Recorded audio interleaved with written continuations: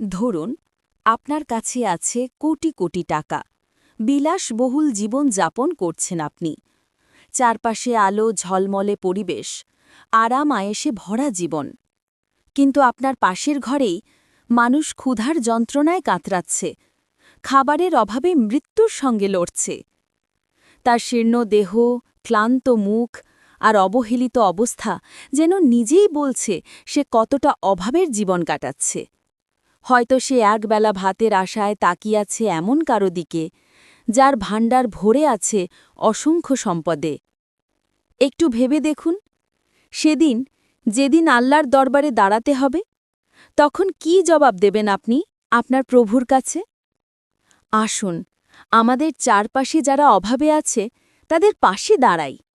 কারণ মানুষের প্রকৃত সম্পদ টাকা নয়, মানুষের প্রতি সহানুভূতি, ভালোবাসা ও দানশীলতায় তাকে মহান করে তোলে।